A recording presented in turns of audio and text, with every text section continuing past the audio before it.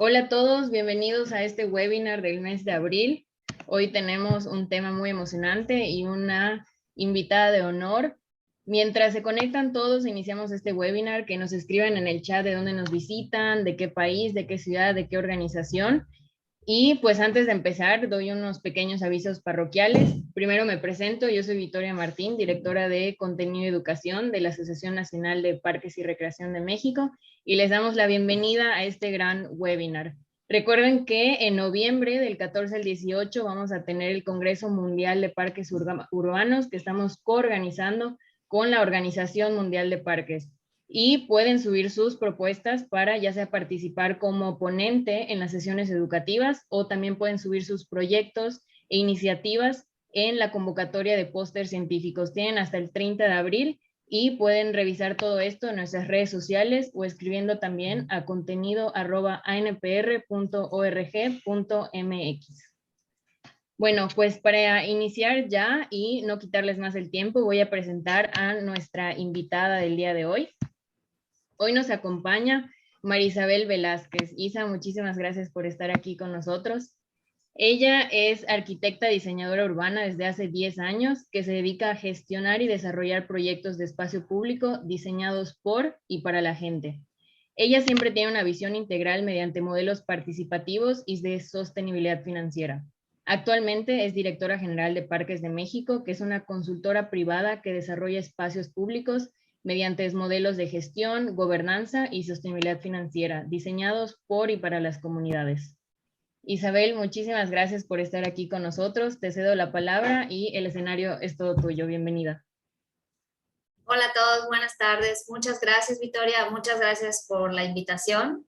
Agradezco mucho a la Asociación Nacional de Parques y Recreación, sobre todo porque siempre está impulsando estas temáticas que pues no siempre tienen mucho foro, pero estamos siempre detrás de ellas, ¿no? De verdad estoy muy agradecida y con todos ustedes por el tiempo que vamos a dedicar a este espacio para que podamos compartir pues todo esto que hemos venido haciendo, a lo mejor cada uno desde sus trincheras en el tema de la infancia y en el tema de la comunidad. Bien, voy a compartir pantalla.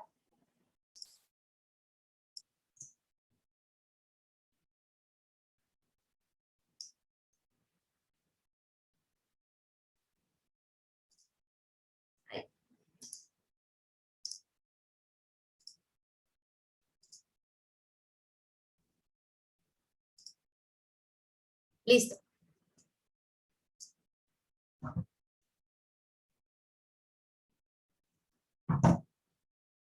Bien, bueno, antes de comenzar también me gustaría pues entender un poco la visión que tenemos todos a partir del tema, primero de la participación, el tema de la infancia y el tema de la comunidad. Creo que son aspectos muy generales, muy amplios, que se han abordado desde diferentes miradas, y me encantaría si pudieran, a lo mejor a lo largo de este webinar, si pudieran dejarnos algún comentario en el chat. Voy a intentar estar pendiente de ello para entender también pues cuáles son sus dudas, o si tienen alguna idea en especial que quisieran compartir, o si hay algo en especial que quisieran obtener de información a partir de este webinar, ¿no? Y bien, bueno, creo que vamos a dar inicio. La temática de hoy es construyendo con los niños la comunidad del mañana.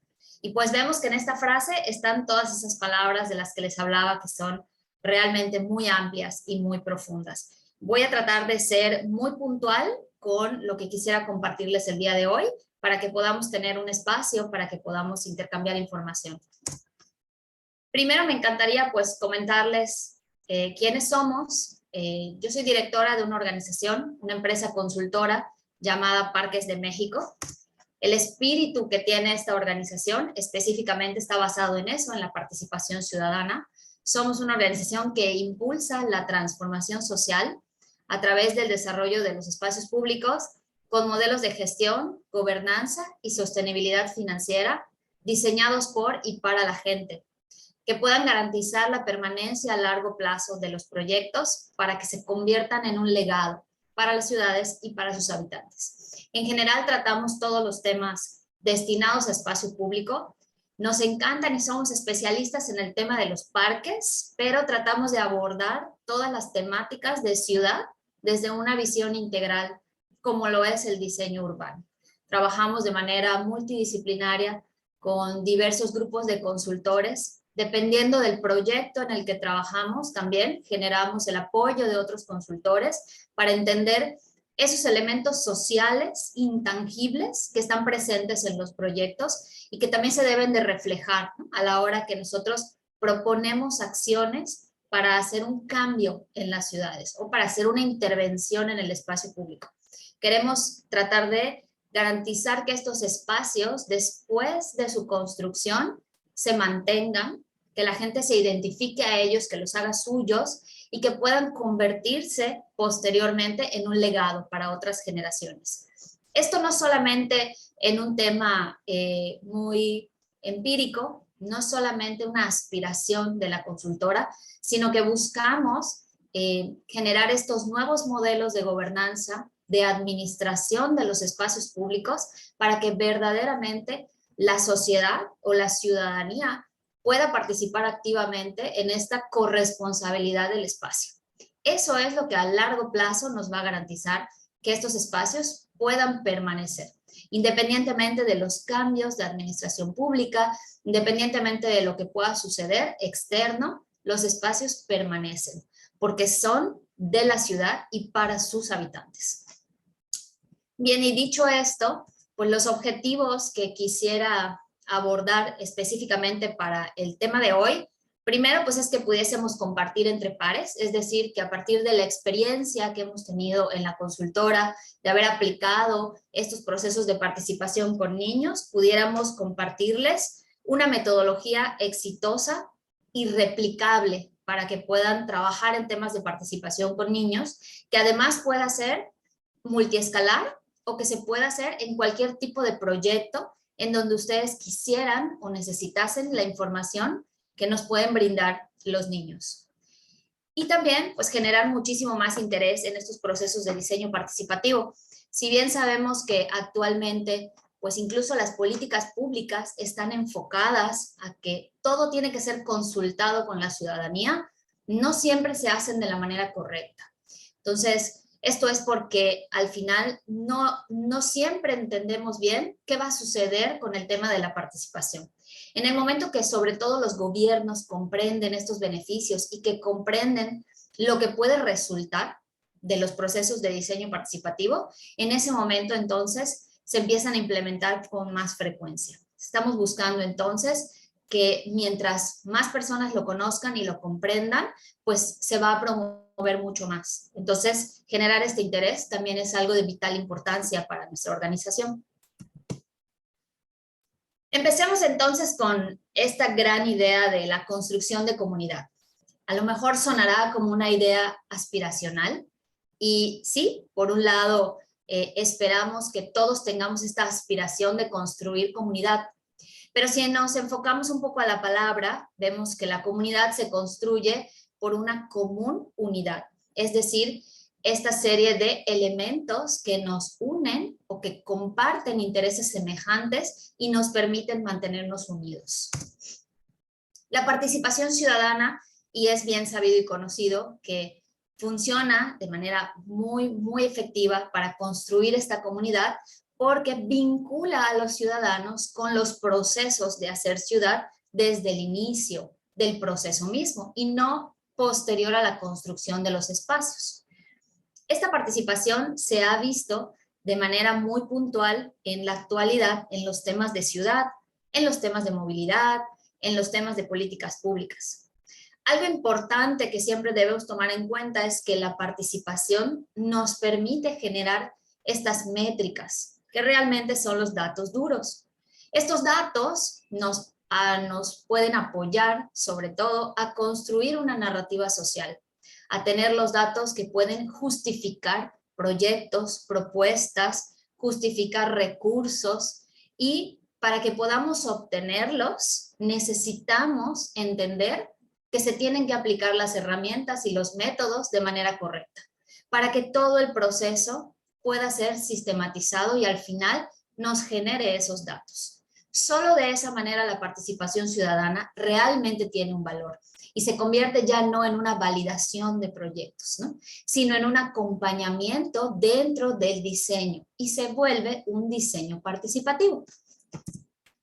Por otro lado, tenemos esta gran idea que actualmente ha sido un boom en temas de educación, que es pasar de la educación a la acción. Es decir, ya tuvimos mucho tiempo hablando, yo recuerdo cuando yo era muy pequeña y hablábamos del tema de la basura y el tema de la basura en los océanos y de los plásticos, pero luego fue creciendo la generación y actualmente ya las generaciones o los niños, en este caso, y los adolescentes, ya no piensan en el tema de basura, ya tienen un paso más, ya están pensando en cómo podemos separarla en residuos, cómo podemos reciclarla.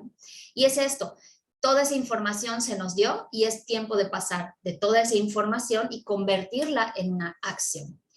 Pensamos que esto debe de hacerse desde la perspectiva de género y no de género pensando únicamente en esa división sexual o en ese tema que está tan de moda en este momento o en boga de todo el mundo, sino más bien pensando en esos grupos invisibilizados que comparten características como lo son, por ejemplo, los niños. Otro gran punto de partida es que tenemos una gran variedad de elementos teóricos que le dan soporte y construyen ese cimiento de lo que es la construcción de comunidad. Por un lado, es esa corresponsabilidad ciudadana que genera ciudadanía y que genera civismo. Y para esto, pues yo puse aquí 3 ejemplos, pero realmente hay muchos otros más de cómo se han ido sentando las bases para reconocer los derechos que tienen los niños, las niñas y los adolescentes, y específicamente en tema de poder mostrar sus opiniones y de participar en los procesos. Y bien, un poco como con todo este marco teórico alrededor de lo que podría ser esa construcción de comunidad, nos vamos a puntos como más específicos. La participación ciudadana, que como les decía hace un rato, se enfoca mucho en los temas de ciudad y sabemos que actualmente es derecho de todo ciudadano participar en esos procesos, porque además promueve una democracia participativa, ¿no? Es decir, que todos podamos opinar y que al final podamos entender que no todos queremos lo mismo, pero que hay mayorías que quieren algo en específico. Y que además esto integra a la comunidad, porque esto nos obliga a trabajar en grupos, nos obliga a trabajar con el otro, entender la otredad, o sea, lo que los demás necesitan o piensan y llegar a acuerdos. Así se va construyendo esta comunidad.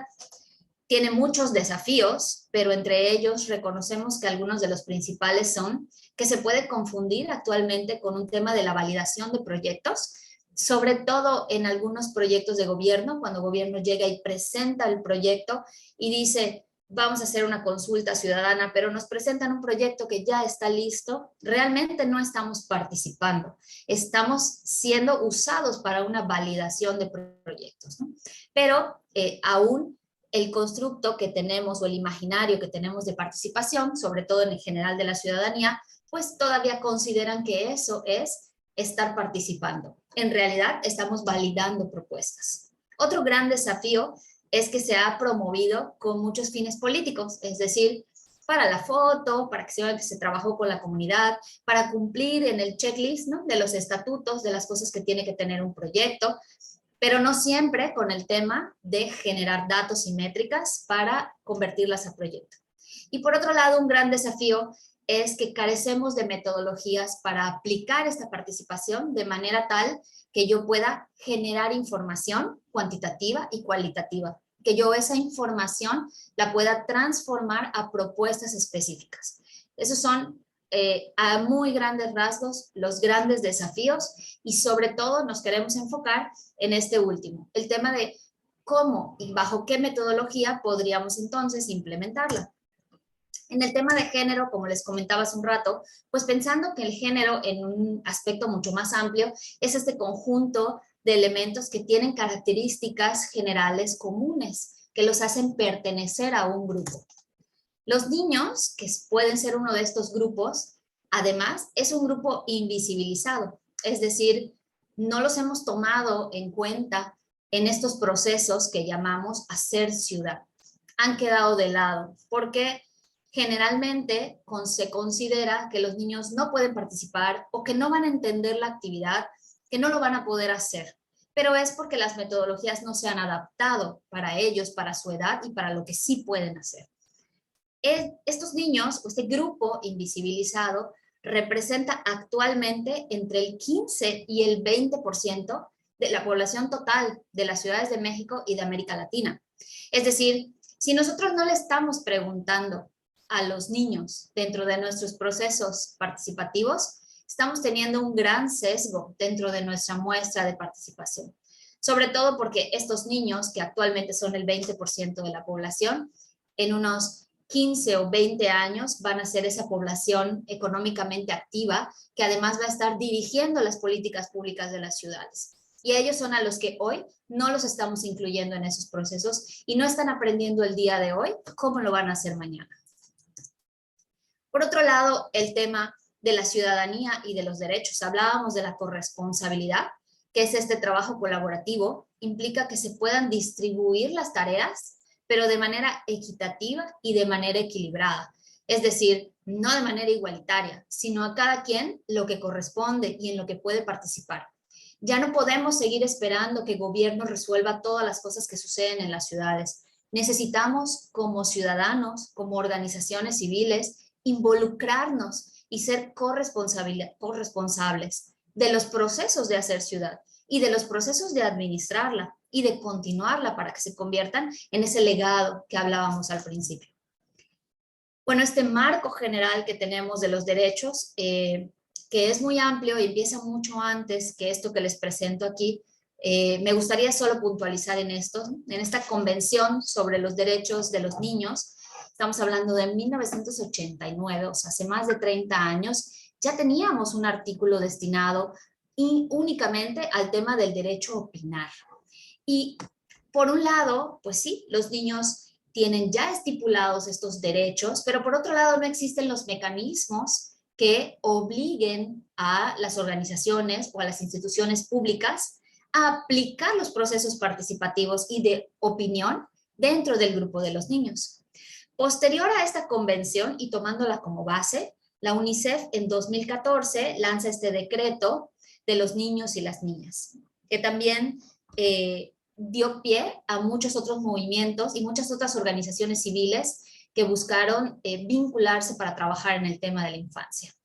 Por otro lado, si lo vemos en un aspecto mucho más amplio y general, en el 2015 pues se replantean estos objetivos del milenio y se plantea en ese momento la Agenda 2030 con sus 17 objetivos de desarrollo sostenible.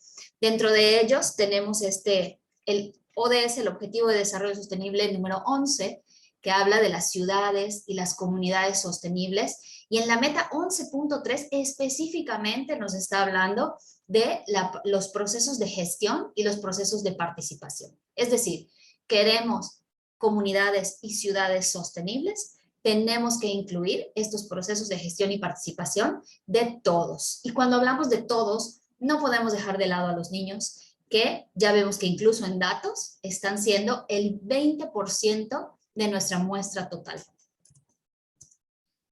Y bueno, me van a decir que por supuesto estos procesos de hacer ciudad y de participación, pues generalmente son para la gente adulta y que son los que tienen pues este bagaje cultural o que tienen la preparación y que son los que pueden participar.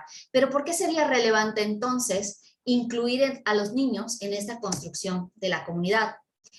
Bueno, primero, porque todos los cambios son generacionales. Hablábamos hace un momento de cómo cuando nosotros éramos niños nos hablaban del tema de no tirar la basura en la calle y creo que cuando estábamos muy niños nos tocó separar entre residuos orgánicos e inorgánicos, pero tuvo que pasar toda una generación para que hoy a un niño de 10 años ni siquiera se puede imaginar cómo antes la basura simplemente se lanzaba a las calles.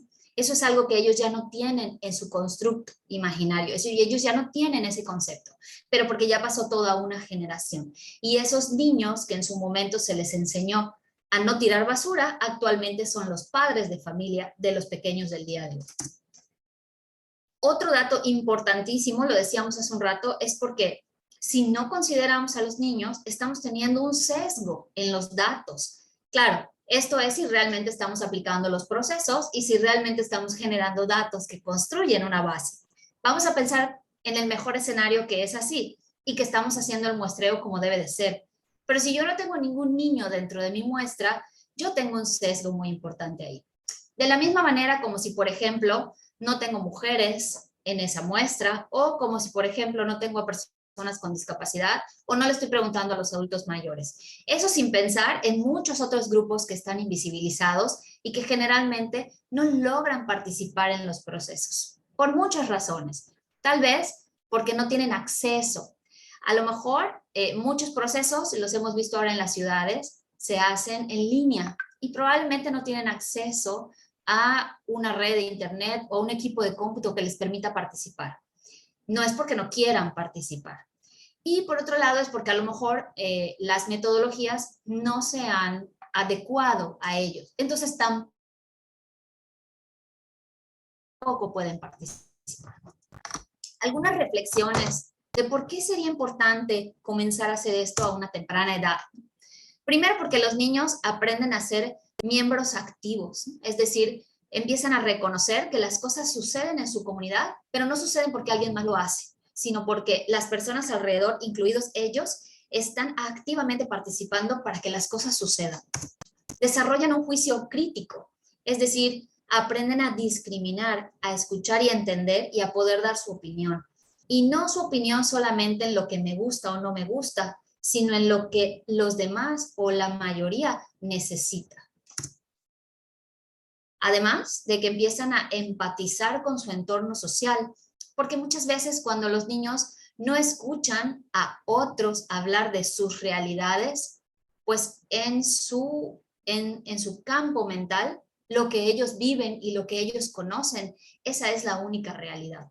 Es decir, si un niño está acostumbrado a seguir el mismo camino para ir de su casa a la escuela y de la escuela a su casa, probablemente nunca reconozca la dimensión que tiene la ciudad completa en la que vive, porque solo conoce un pedazo de esa ciudad. Pero si el niño participa en un proceso en donde hay niños de muchos otros espacios de la ciudad y cada uno muestra un video de su camino a la escuela y de la escuela a la casa, él podrá darse cuenta que hay muchas formas de llegar a las escuelas y que además su escuela no es la única. Hay muchas otras formas y hay muchas otras escuelas. Para que ellos puedan empatizar con eso, necesitan conocerlo, necesitan participar en los procesos. Hacerlo a temprana edad genera pertenencia y genera identidad, porque desde muy pequeños entienden de dónde son, qué es lo que hay en mi medio, en mi entorno inmediato. Practican la escucha activa porque todos estos procesos no se pueden hacer solos. Generalmente tenemos que estarnos poniendo de acuerdo, trabajando en grupos, en pares, y esto los obliga a estar escuchando y entender que los demás tienen opiniones diferentes a ellos. También reconocen esta diversidad. La diversidad es justamente lo que les decía, ¿no? Entender que no todos pensamos igual, que hay diferentes opiniones, pero que entre todos pueden llegar a puntos específicos y que eso construye esta comunidad.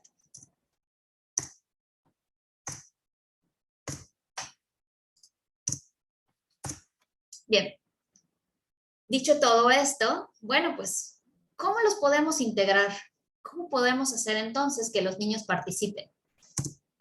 Primero, necesitamos encontrar estas metodologías participativas que sean adecuadas para su edad, es decir, que ellos realmente puedan participar. Si tenemos a niños muy pequeños, probablemente no pueden escribir, a lo mejor sea muy difícil incluso para ellos dibujar, pero sí pueden expresarse de otra manera, reconociendo el valor que tienen los datos que obtenemos con esta muestra. Es decir, la participación de los niños no puede ser un elemento más dentro de un proceso completo.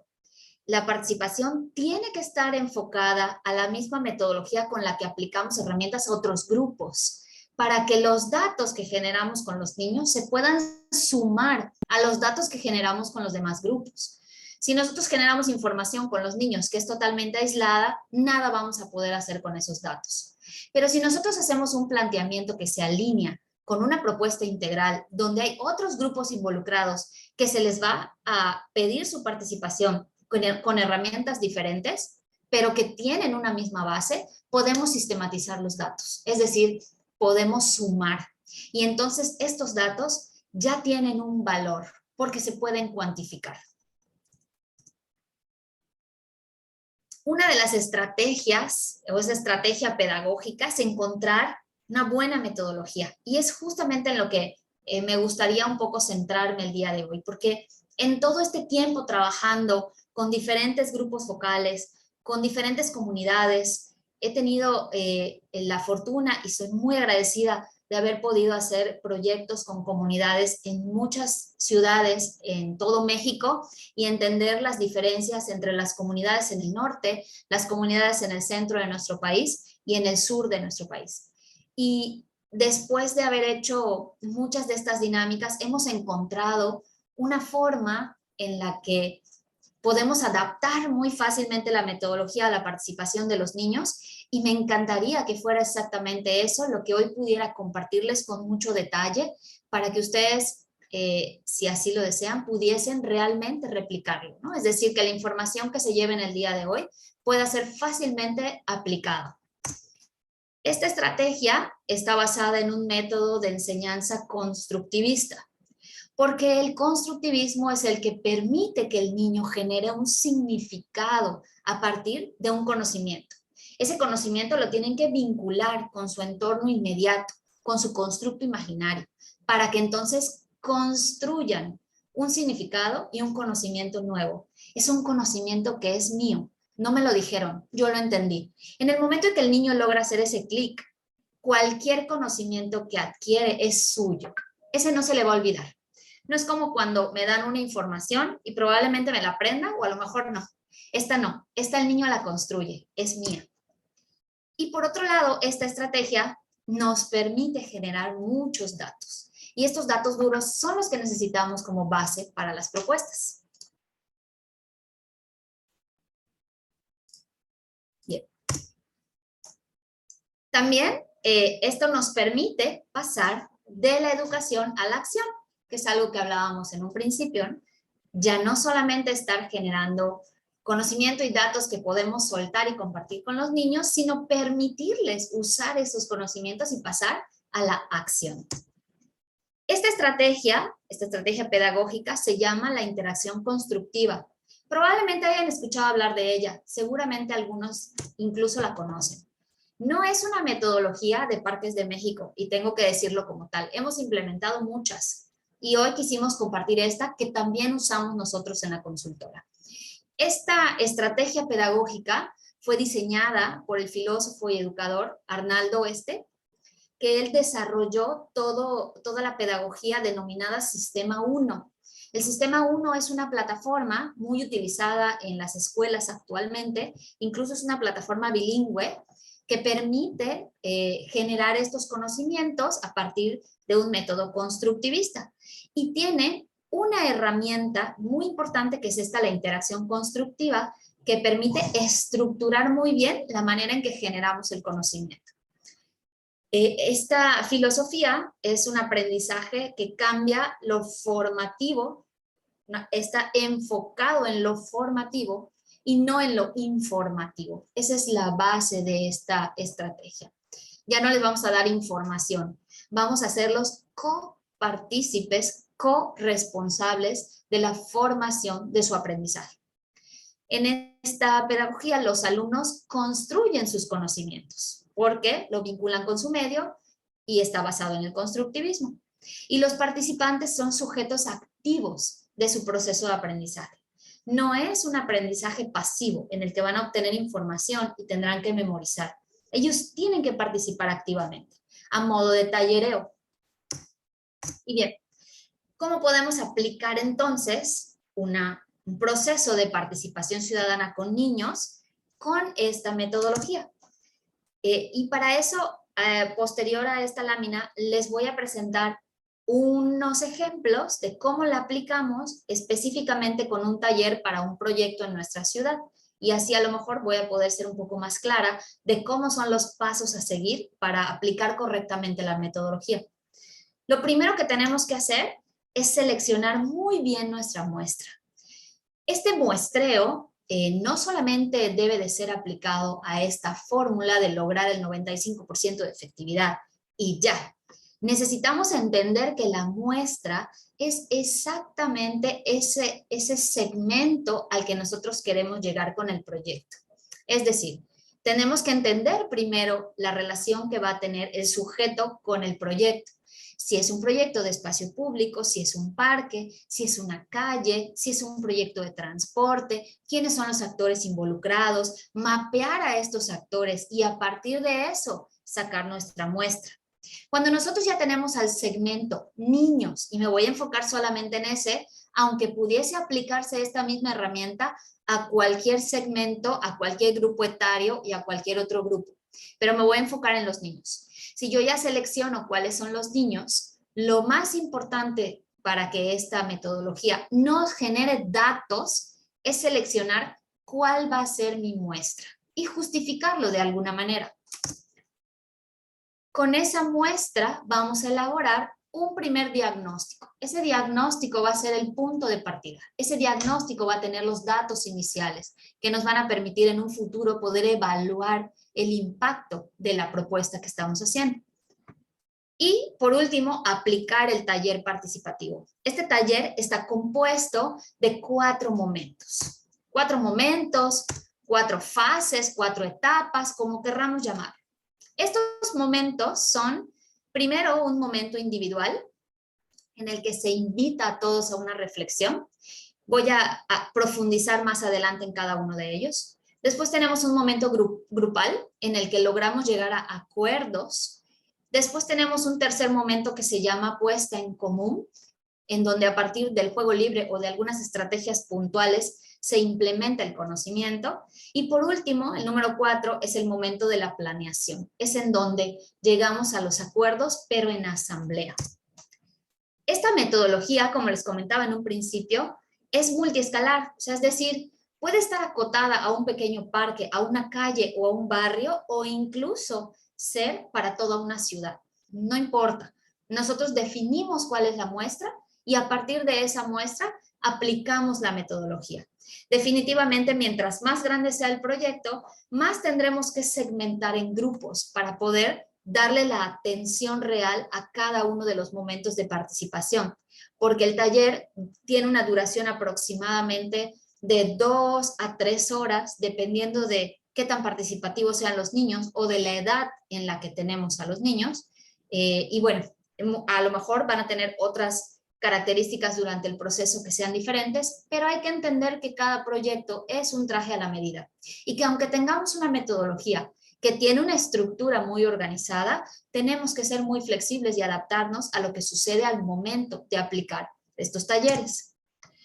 Primero, les comentaba que antes de aplicar el taller y tener estos 4 momentos, necesitamos un primer momento, un momento preliminar, en donde nosotros generamos un diagnóstico. Y les pongo el ejemplo con esas imágenes que tenemos debajo. El proyecto estaba enfocado específicamente a que en una escuela los niños pudiesen hacer propuestas de diseño urbano para la mejora no solo de su escuela, sino del impacto inmediato de la escuela, porque es una escuela que está muy cerca de una vialidad de muy alta velocidad, un periférico. Para esto, dentro del diagnóstico, se les pidió a los niños ya seleccionados con la muestra que contestaran 3 preguntas. Primero, ¿cuántas personas vivían en su casa? ¿Cómo se movían estas personas? Y queríamos hacer una pregunta que se enfocara a lo cualitativo. En el camino de tu casa a la escuela, ¿qué predomina? ¿Predomina la vegetación? ¿Predominan las casas? ¿O predominan los autos? Y esto será totalmente subjetivo, ¿no? Pero queríamos entender un poco, tener ese punto de partida de la percepción que los niños tenían de su escuela. Y bueno, como les decía, en base al proyecto que se va a generar, se hacen estas preguntas en la muestra y estas preguntas arrojan datos duros que se convierten en el punto de partida. Y les voy a compartir 2 datos aquí de manera muy sencilla, ¿no? Aquí tenemos que existían 1.75 automóviles por familia, es decir, todas las familias tenían al menos un coche y algunas pues tenían 2. Pero si se fijan, tenemos casi el mismo número de bicicletas por familia. Sin embargo, el segundo dato se cruza con este primero y nos dice que el 100% de los niños a los que se les aplicó el taller, o sea, el 100% de la muestra, acude a la escuela en automóvil. Ni siquiera uno dentro de la muestra acude en bicicleta o en transporte público o en motocicleta. Esto nos plantea a nosotros muchas hipótesis que se vuelven puntos de partida para tratar en el taller. Es decir, yo voy en auto porque a lo mejor no pasa el transporte público y no puedo llegar en transporte público, o porque es un periférico y evidentemente no puedo llegar en bicicleta porque no puedo cruzar la calle de 5 carriles porque me van a atropellar.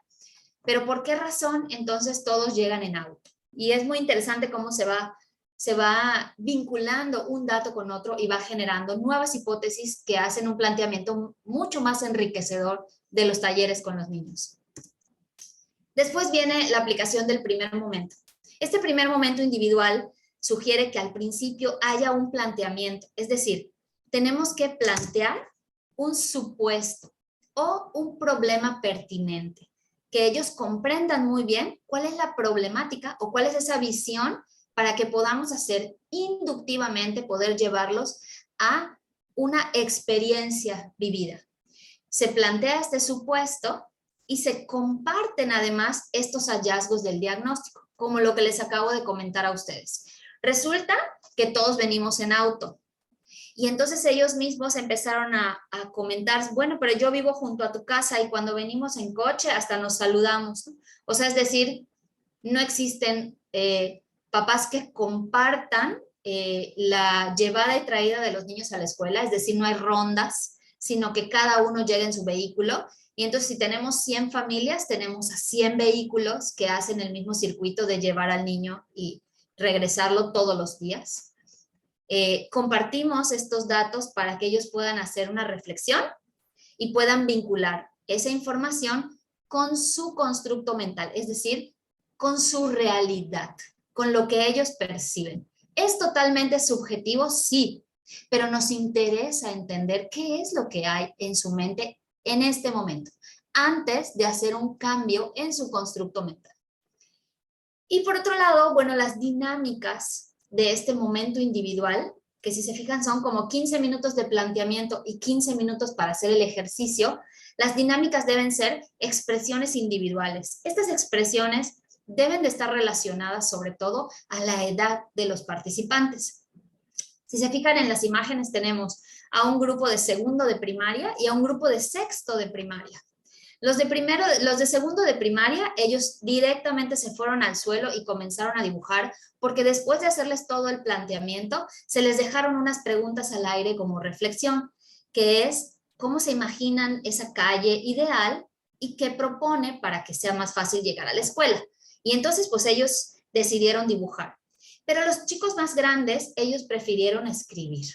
Y entonces cada uno puede seleccionar de qué manera hacerse esa reflexión y al final generar un producto de expresión que puede ser un dibujo, puede ser un poema, puede ser, bueno, una vez un niño nos cantó una canción porque él le gustaba el rap, ¿no? Y entonces se hizo una canción de las calles seguras, bueno, etcétera, ¿no? Pero el chiste es dejar que ellos puedan expresarse libremente y eso les ayude a su reflexión interna. El segundo momento es este momento grupal. Para este momento destinamos entre 20 y 30 minutos para el trabajo de grupos y se sugiere que sean de 3 a 6 participantes. Yo diría que un grupo perfecto son 4 o 5 personas, porque va a ser más complicado ponerse de acuerdo entre ellos mientras más integrantes sean. Otra cosa muy importante es cómo los vinculamos en grupos. Los niños tienen esa tendencia a juntarse con los niños que ya conocen. Y generalmente hay entre ellos uno que es más líder, uno que siempre opina, uno que es muy tímido. Y entonces buscamos a través de otras herramientas de apoyo generar estos grupos, que puede ser, pues, repartirles papeles con animalitos y entonces tienen que encontrarse los mamíferos y tienen que encontrarse las aves y tienen que encontrarse los reptiles, ¿no? Y de esa manera, jugando, encuentran a sus grupos. Puede ser cualquier actividad y depende mucho de la edad, pero tenemos que dividirlos en estos grupos. En el grupo, ellos van a compartir sus expresiones individuales. Por eso es importante que sea muy variado el grupo, porque todos deben de poder participar. También es importante decir que no tienen un adulto como moderador. El moderador se debe ir moviendo entre los diferentes grupos. Se sugiere que haya un moderador por 3 o 4 grupos, es decir, por cada 15 personas a lo mejor tener al menos un moderador, para que pudiésemos desde la visión de arriba entender lo que está pasando con cada uno de los grupos sin intervenir. Ellos deben de poder ponerse de acuerdo y como dice aquí en el segundo bullet, se promueve la escucha activa, el orden y la tolerancia, porque desde un inicio se les pide que todos tengan esa oportunidad de compartir lo que generaron en su momento individual. Todos tienen que poder escuchar. Si es posible, se asigna a un responsable del grupo. Esto cuando los grupos son a lo mejor de niños más grandes o de casi adolescentes. Y la dinámica es una expresión grupal que va a integrar las opiniones de cada caso. Es decir, ellos tendrán que ponerse de acuerdo si quieren terminar representando un dibujo, un escrito, una obra de teatro, en donde todos ellos se hayan puesto de acuerdo a partir de lo que cada uno de ellos comentó, tendrán que llegar a un consenso grupal y generar un solo producto en el que todos estén de acuerdo. Algunos van a tener que ceder, otros van a quererse imponer, pero al final va a haber ese equilibrio entre las partes para que puedan llegar a un solo producto. Si hay algún caso en el que no estén llegando al producto o a un solo consenso, el moderador tendrá que intervenir para generar rápidamente otra dinámica y apoyarles a que se puedan poner de acuerdo. Tenemos que estar muy pendientes también de poder visualizar a esos chicos que son un poco más líderes, que son un poco más abiertos, dinámicos, más sociales y que generalmente terminan siendo los que toman las decisiones en el grupo, para que eso no suceda y todos puedan participar. El tercer momento se llama la puesta en común. En la puesta en común, aproximadamente tenemos 30 minutos para que se vayan rotando en diferentes actividades, pero de verdad que a los niños nunca les da. Los niños quisieran jugar 30 minutos más. Entonces tenemos que tratar de ser flexibles con el tiempo porque la actividad no termina con este juego. Todavía este es como para romper más el hielo, nos falta la actividad más importante. En esta actividad, bueno, es el momento en que podemos vincular todo el conocimiento, todo lo que ellos ya escucharon del diagnóstico, de la reflexión inicial y lo que dijeron sus compañeros, lo pueden vincular con el conocimiento de su entorno y le pueden dar un significado. Recuerden que dijimos antes que construir un significado es construir un conocimiento y esa es la base del constructivismo. Las dinámicas son juegos que tienen que estar adaptados a la edad de cada uno de los participantes y que van aplicando estos conceptos. Y si se fijan en las imágenes, en la parte posterior de la lámina, ven diferentes dinámicas. Si me voy de izquierda a derecha, pues tenemos a niños más pequeños, niños como de primero, segundo de primaria, que están jugando con los elementos urbanos que componen una calle completa y están como asentándolos encima de esta gran lona y además ellos comenzaron a jugar, ¿no? A jugar entre ellos y empezaron a jugar con el tema de aquí hay un alto, yo voy a cruzar la calle, tú tienes que parar, me tienes que ceder el paso y se empezaron a comunicar entre ellos para jugar. En la segunda imagen, lo que ven es una lotería, pero esa lotería estaba conformada por elementos específicos de la muestra. Es decir, para este proyecto era un tema de elementos urbanos, para que ellos pudieran reconocer elementos urbanos y elementos, por ejemplo, de agua potable y de infraestructuras, porque específicamente nos lo pidieron así. Y con la lotería ellos aprendieron a vincularlo identificándolo, ¿no? Y les encanta el tema de competir en el bingo, ¿no? Y jugar. En la lámina 3 vemos que a partir de imanes ellos construyeron los elementos de una calle completa y también jugaron con el tema de dónde ubico los diferentes usos de suelo.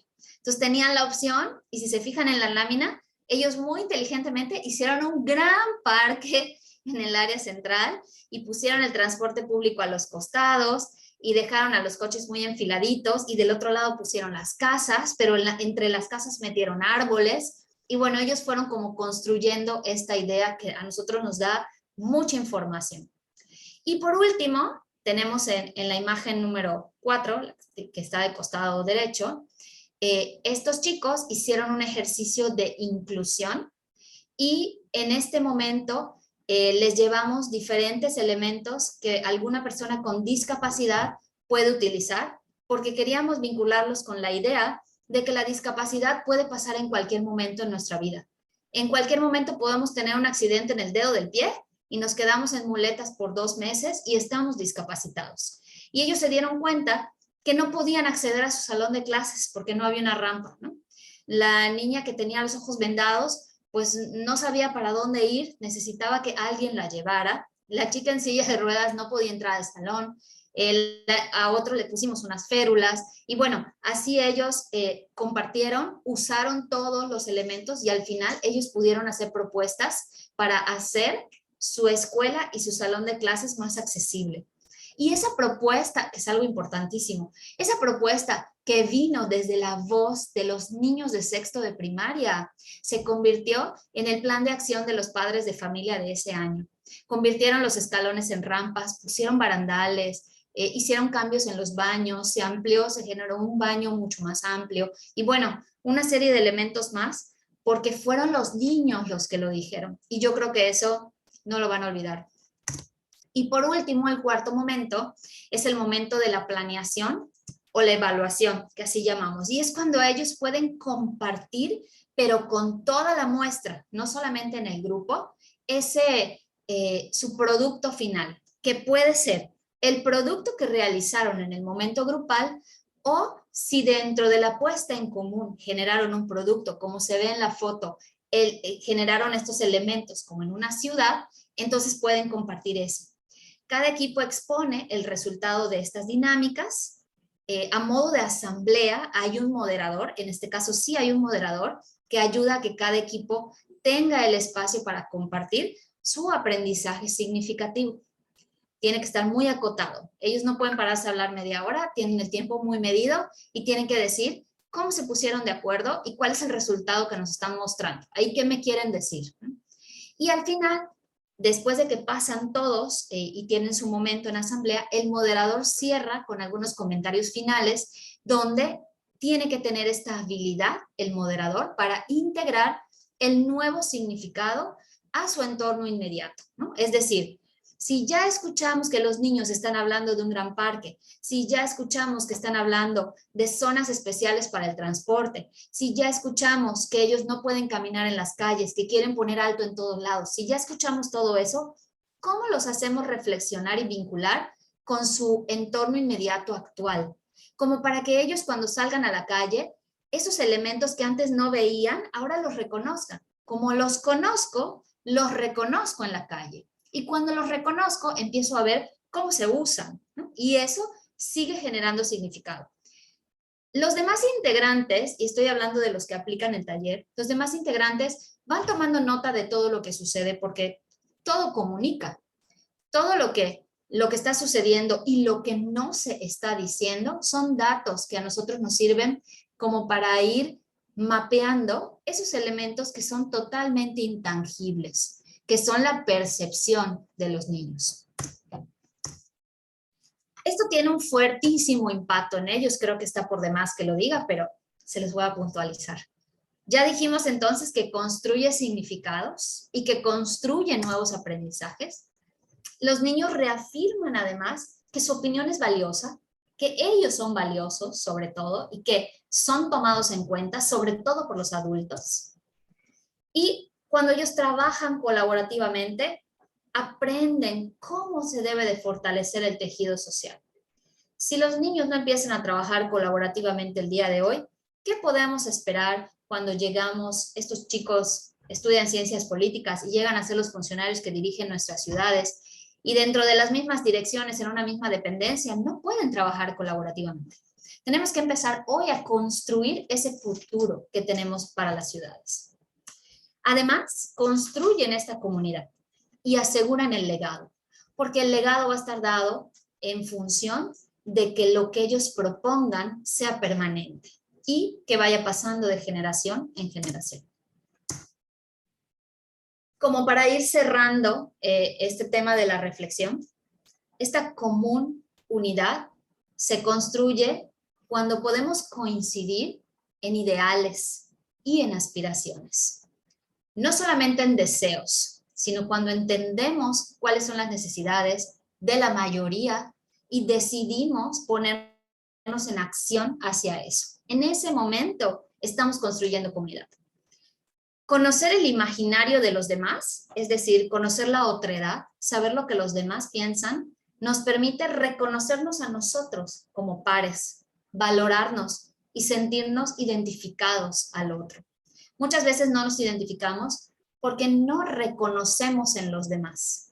Cuando vemos y nos vemos identificados en otro que también piensa como yo, y cuando me veo identificado con otro que no piensa como yo, se construye esta diversidad.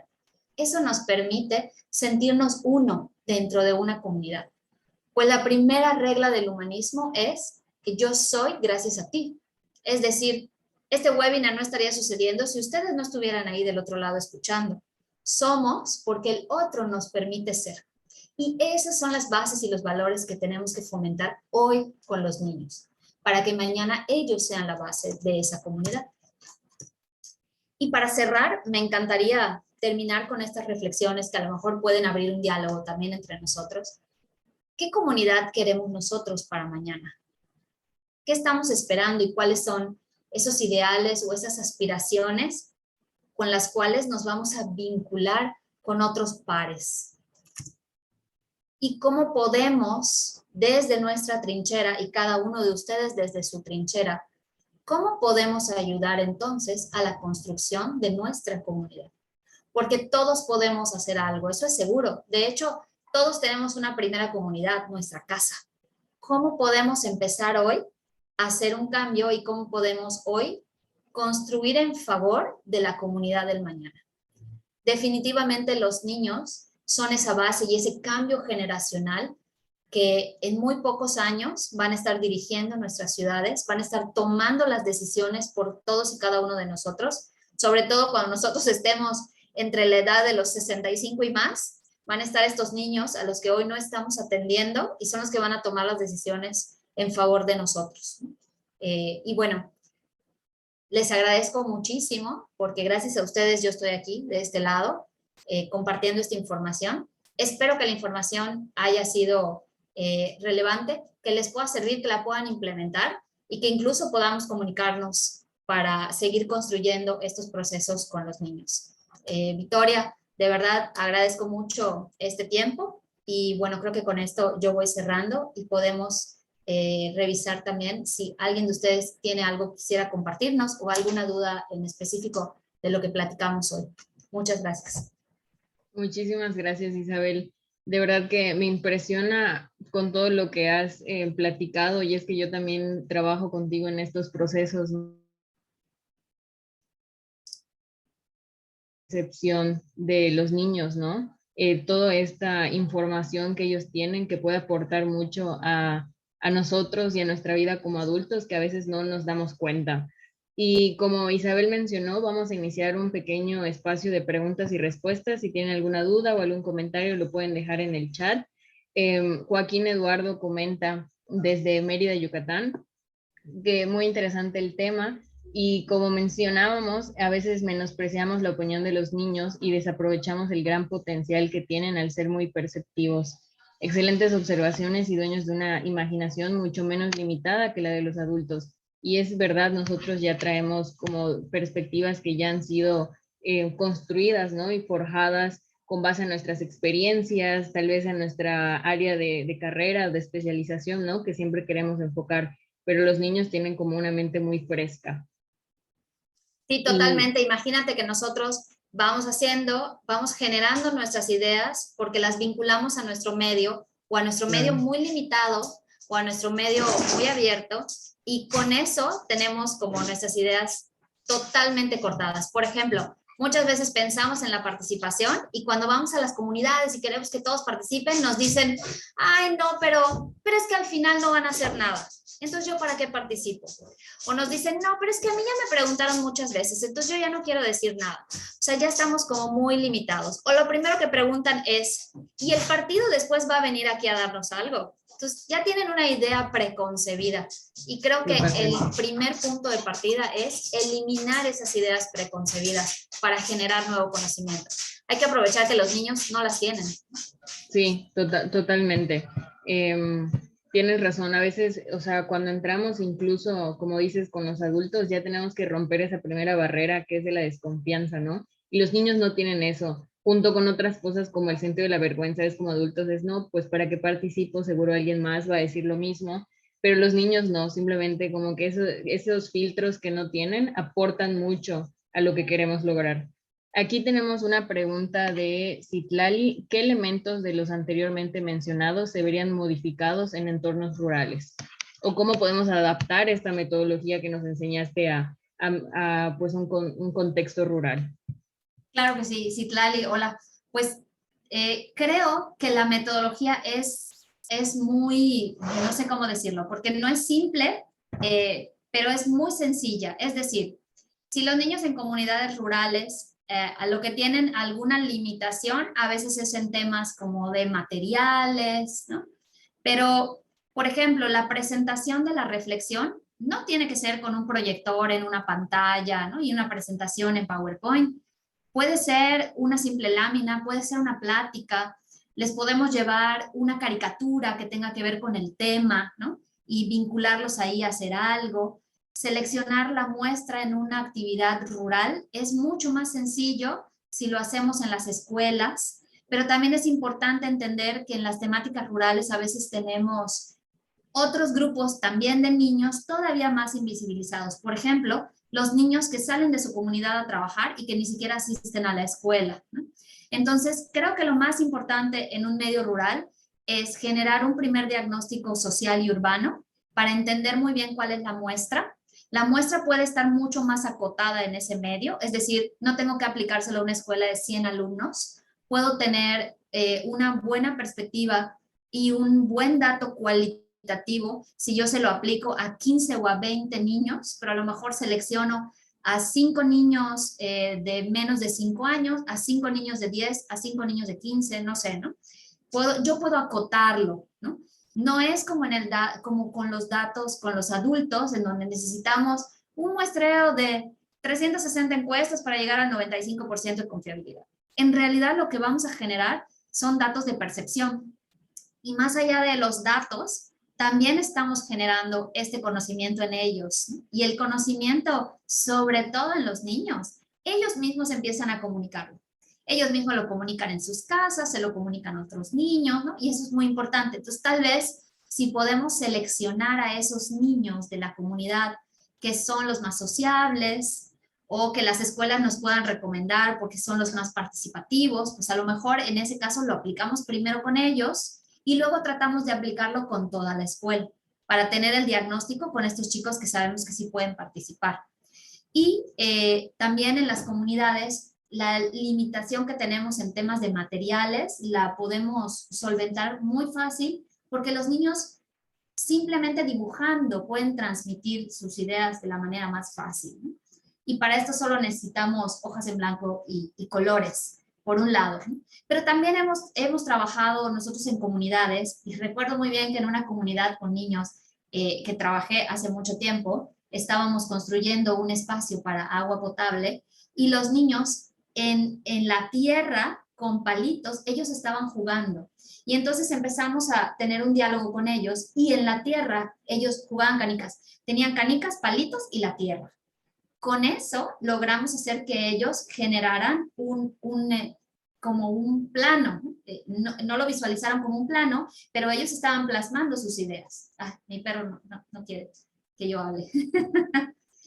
Y bueno, creo que lo más importante es que nos podemos adecuar a lo que tengamos en ese momento. Creo que ahí tiene mucho que ver que el moderador trate de ser muy resiliente, que esté muy abierto, ¿no? Y que pueda de algún modo solventar lo que va sucediendo. Les decía hace un rato que aunque la metodología tiene una serie de pasos, lo que sucede en cada caso es muy diferente, ¿no? También nos podemos topar con niños de alguna escuela, a lo mejor privada, y cuando llegamos ahí ninguno quiere participar, ¿no? O sea, realmente la participación no está dada por el grado de conocimiento que tienen los niños o de avance en temas de educación, sino a lo mejor es en cómo construimos el vínculo cuando nosotros llegamos, cómo nos presentamos o cómo la misma escuela nos da ese pase de poder de quiénes somos, por qué estamos ahí, ¿no? Si ellos lo comprenden de esa manera y le dan un valor, van a querer participar. Entonces, a lo mejor lo que hay que hacer en las comunidades rurales es un paso previo.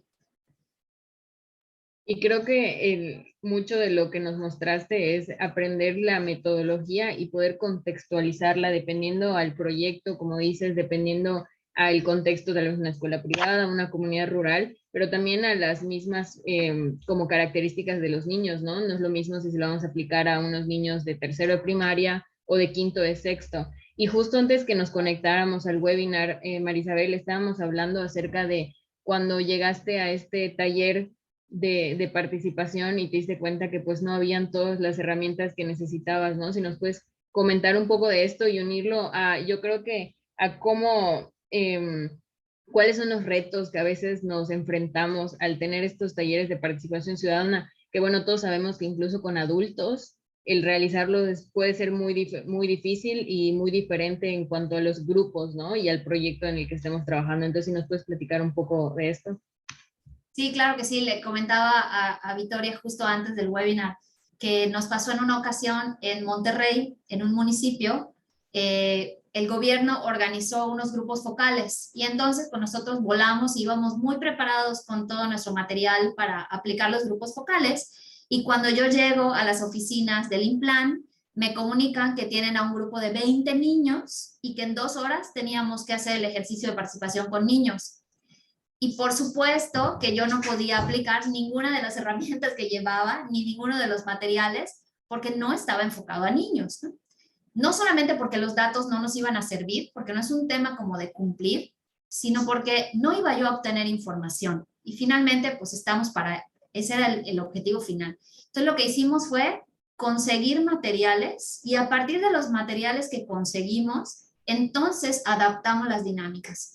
Entonces logramos conseguir con post-its y palitos, lograr que los niños hicieran banderines para que pudieran ubicar sus necesidades en el espacio, en ese primer momento individual.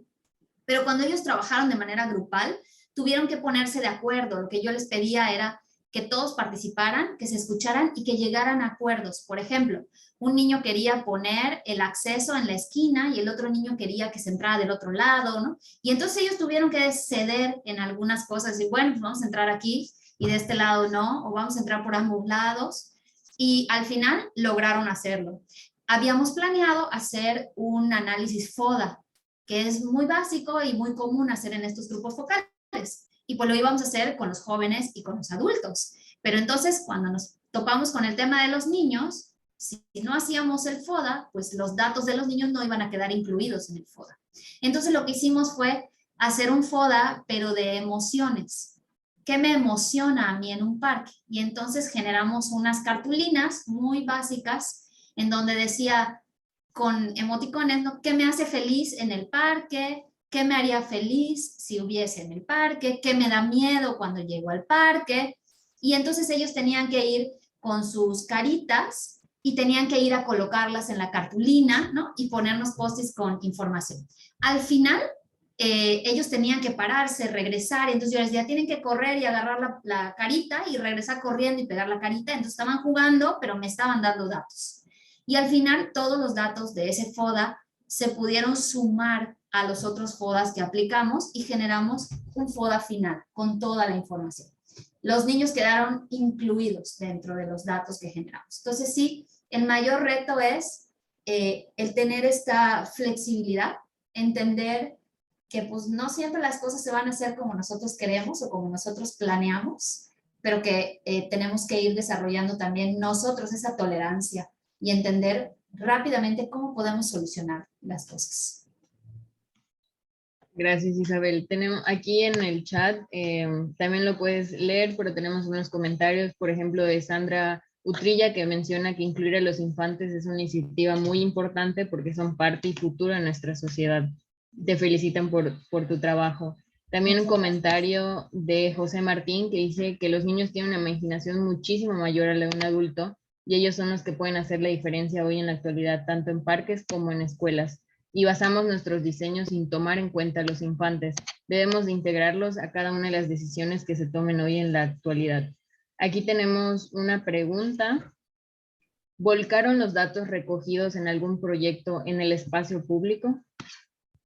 Sí, bueno, si se refieren específicamente a los proyectos que les mostré, uno en especial en el que los chicos estaban trabajando en ese momento en la escuela, estaban abordando temas de inclusión y nos pidieron aplicar un taller en este sentido y fue cuando en el momento de la puesta en común ellos pudieron usar una silla de ruedas, una férula, un bastón, vendarse los ojos y así diferentes actividades. Al final ellos se dieron cuenta exactamente dónde estaban esos puntos de la escuela que no les permitían la accesibilidad. Y ellos hicieron una propuesta, ellos dibujaron al final el área del acceso y toda la primaria, y entonces definieron dónde faltaban rampas, dónde poner barandales, dónde hacer más bancas para sentarse, todo, ¿no? De hecho, hasta incluso la puerta para entrar al salón era una puerta corrediza, pero la riel no permitía que pasara la silla de ruedas, ¿no? Entonces, todas estas acciones los niños las redactaron y ese resultado que yo tuve en imágenes, en mapas, se redactó el reporte, se entrega a la dirección y la dirección lo pasa junto con todos los padres de familia que estaban pues organizados y ese se convirtió como en el plan de acción anual de los padres de familia. Se construyeron las rampas, se hicieron muchas modificaciones, creo que lo único que no terminaron de hacer fueron los barandales, pero creo que se hicieron casi todas las acciones que los niños solicitaron. En el otro proyecto que les mostré, los chicos lograron darse cuenta que todos iban a la escuela en auto y que muchos vivían cerca, ¿no? Y ellos mismos fueron los que dijeron, mamá, ¿por qué no puedo irme con Itaya a la escuela? O mamá, ¿por qué no podemos llevar a fulanita a su casa? Y el día de hoy en la escuela, la dirección ayuda a que los padres se vinculen y puedan hacer rondas, ¿no? Porque entonces la escuela tiene un enfoque ecológico y lo que se buscaba era eso, minimizar el uso del automóvil. Pero por otro lado también entendíamos que está junto a un periférico en donde no llega el transporte público y no pueden llegar en bicicleta, pues al menos que llegaran menos vehículos, ¿no? Entonces se fomenta un poco el sentido de la comunidad, disminuyen los autos, disminuye el congestionamiento y además pues se conocen un poco más, ¿no? Porque entonces ya van en grupo a la escuela y se vuelven a hacer estas rondas que yo recuerdo cuando yo era chica era algo muy común, que a tu mamá le tocaba hacer la ronda a la semana, ¿no? Entonces sí puedo decirles que sí se transformó en proyecto y en otros casos se transformaron en datos que se sumaron a datos de otros grupos focales y que son específicamente cuando hemos hecho planes maestros para algunos parques. Pero sí se pueden transformar en proyectos. Creo que podríamos seguir platicando este tema, Isa, y no nos daría la hora. Recuerden que si les gustó mucho, tenemos un webinar pasado también con Isabel que se llama Pequeños Grandes Urbanistas. Se los vamos a dejar también dentro de Conexión a NPR. Y este webinar ha sido grabado, entonces la siguiente semana lo van a poder recibir en su correo y van a poder también checarlo en la página de Conexión a NPR. Tenemos podcasts que tratan de este tema de participación ciudadana enfocados a niños y las ciudades pensadas desde niños. También la semana pasada tuvimos un podcast con Isabel que no se trata necesariamente de niños, pero que también es muy interesante escuchar. Y dentro de la biblioteca digital tenemos el artículo destacado de este mes que tiene como tema la infancia dentro del espacio público y muchos estudios y publicaciones también de este mismo tema en el marco del mes de abril, el mes de los niños que debería ser todo el año. Isabel, muchísimas gracias por estar con nosotros y por compartirnos todos tus proyectos y toda esta metodología que sin duda ha sido muy interesante. Recuerden que si quieren contactar a Isabel o a Parques de México, pueden encontrarlo en todas las redes sociales como Parques de México, o enviarle un correo a Isabel a isabel@parquesdemexico.org. Muchísimas gracias a todos los que nos vieron el día de hoy, y recuerden que esta es la semana de los parques desde la Organización Mundial de Parques Urbanos, y mañana a las 4 de la tarde tendremos otro webinar hablando de los parques urbanos con una mirada del turismo. Los esperamos y muchísimas gracias. Gracias, Isabel. Cuídate mucho. Gracias, Rito. Muchas gracias a Hasta todos. luego. Saludos a todos.